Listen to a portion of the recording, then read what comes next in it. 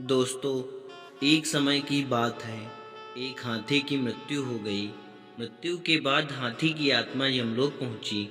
वहां पर हाथी के कर्मों का लेखा जोखा निकाला गया। उसमें पाया गया कि हाथी अपने जीवन में काफी अच्छे से रहा है। तब यमराज ने हाथी से कहा, अरे हाथी, तुमने तो अपने जीवन में कोई बुरे काम नहीं किए। तुम्हारे कर्म भी काफी अच्छे रहे हैं। इसलिए मैं तुमसे तुम्हारी इच्छा पूछ रहा हूँ। बताओ, तुम्हें क्या चाहिए? तुम्हारी सबसे बड़ी मनोकामना क्या है? हाथी बोला, यमराज जी, अगर वाकई में आप मेरे कर्मों से प्रसन्न हैं और अगर मेरा दूसरा जन्म होना है तो मुझे किसी भी जीव में जन्म दे दीजिए, लेकिन मेरे ऊपर किसी मनुष्य का अधिकार ना हो। मैं मनुष्य के बंधन में ना रहूं, क्योंकि मनुष्य के साथ रहना सबसे कठिन कार्य होता है। हाथी की इस बात को सुनकर यमराज काफी हैरान हो जाते हैं और यमराज कहते हैं, यह तुम क्या कह रहे हो गजराज? मैं तो यही जानता हूँ कि मनुष्य जाति सबसे अच्छी होती है, वो सबसे ज़्यादा बुद्धिमान होते हैं। हाथी कहता है कि यमराज जी, यही तो परेशानी है कि मनुष्य जाति सबसे ज़्यादा बुद्धिमान होती है। आपको इंसानों के विषय में शायद ज़्यादा जानकारी नहीं है, इसलिए आप ऐसी बातें कर रहे हैं। यमराज जी कहते हैं, कैसी जानकारी नहीं है मुझे? तुम खुद देखो, यहाँ पर कितने मनुष्य खड़े हैं। उन्हें उनके कर्मों के अनुसार जो मिल रहा है उसे बिना किसी परेशानी के स्वीकार कर रहे हैं। ऐसे में हाथी कहता है कि महाराज, मतलब आपको अब तक किसी जीवित इंसान से पाला नहीं पड़ा है। यह तो मृत है। यह तो सिर्फ मनुष्य की आत्माएं हैं। किसी जीवित मनुष्य से मिलिए तो आपको पता चल जाएगा। ऐसे में यमराज काफ़ी हैरान हो गए। तब यमराज ने कहा, ठीक है, तुम्हारी बात को आजमाने के लिए मैं तुम्हारे मालिक को यहीं जीवित बुलवाता हूँ। अगर तुम्हारी बात सत्य निकली तो तुम जो कहोगे मैं वैसा ही करूँगा, लेकिन अगर तुम्हारी बात गलत साबित हुई तो तुम्हें वापस उसी मालिक के पास जाकर रहना होगा जहाँ तुम पहले थे। हाथी ने अब यमराज की शर्त मंजूर कर ली और यमराज को भी हाथी की बातें काफ़ी दिलचस्प लगी और वह किसी जीवित मनुष्य से मिलकर उसके बारे में जानने को उत्सुक हो गए। उन्होंने अपने यमदूतों को आदेश दिया कि जाओ, जाकर इसके मालिक को जीवित लाओ। यमराज की आज्ञा मानकर 4 यमदूत हाथी के मालिक के पास गए, लेकिन अब उनके सामने परेशानी यह थी कि हाथी के मालिक को लेने धरती पर पहुंच तो गए, लेकिन जीवित मनुष्य को लेकर जाएं तो जाएं कैसे? इसलिए वो लोग उसके सोने का इंतजार करने लगे। जब हाथी का मालिक पलंग पर सो गया तो यमदूतों ने पलंग सहित उसे उठा लिया और वे यमलोक की तरफ उड़ चले। थोड़ी देर बाद जब हरीलाल हाथी का मालिक की नींद खुली तो उसने खुद को आसमान में उड़ते हुए पाया। नीचे देखा तो धरती नजर भी नहीं आ रही थी।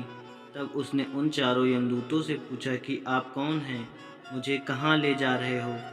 यमदूत बोले कि हम यमदूत हैं और तुम्हें यमलोक ले जा रहे हैं। तभी हाथी का सेठ कहता है, यमलोक तो लोग मृत्यु के बाद जाते हैं, लेकिन मैं तो जीवित हूँ। इस पर यमदूत ने कहा, आज वहाँ पर एक जीवित व्यक्ति की ज़रूरत है।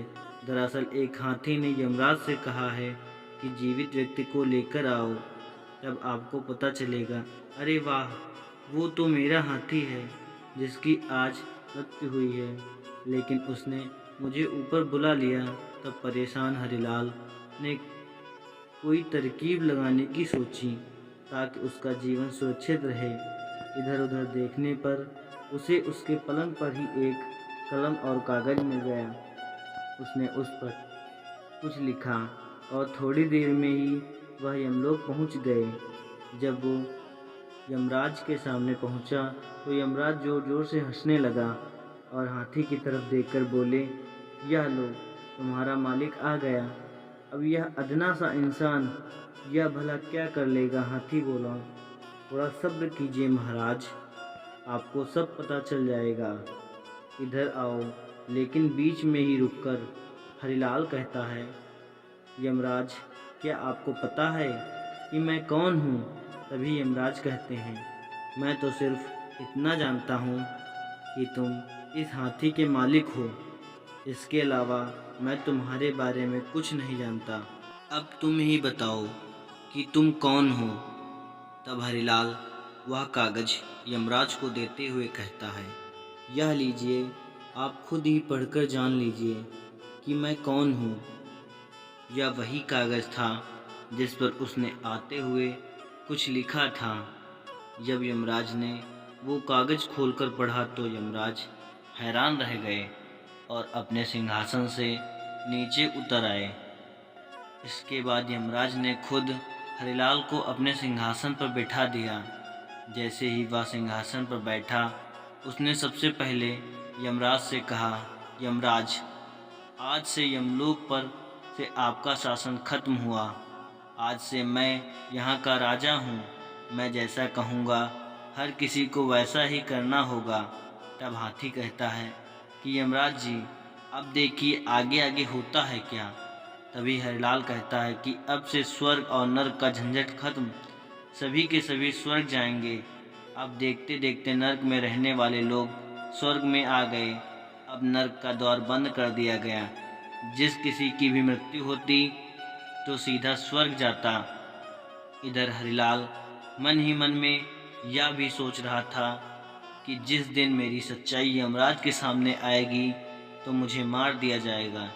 ऐसा सोचकर उसने दान पुण्य करने शुरू कर दिए और चित्रगुप्त से कहा कि यहाँ जितने भी प्राणी हैं उनका हिसाब किताब करके मुझे बताओ कि किसने कितने कर्म और किसने कितने कुकर्म किए।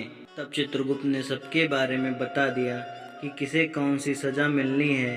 तब हरिलाल ने चित्रगुप्त से कहा, इन सब की सज़ा माफ़ कर दो, किसी को कोई सज़ा नहीं मिलनी चाहिए। तब हरिलाल हाथी की ओर देखकर बोला, क्यों गजराज, कैसे हो? तुम्हारी मृत्यु हुई तो मुझे भी अपने पीछे बुला लिया।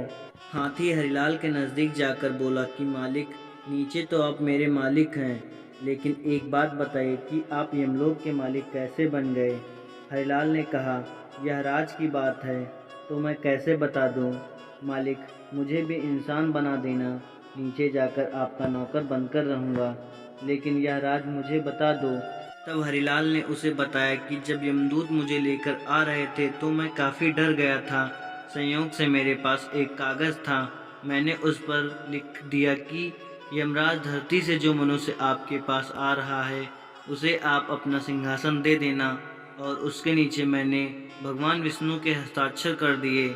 अब तो इंसानों की बुद्धिमानी से और भी ज़्यादा हैरान हो गया। फिर उसने हरिलाल से कहा कि मालिक, कृपया करके मुझे इंसान ही बनाना, मैं आपका नौकर बनकर रहूँगा।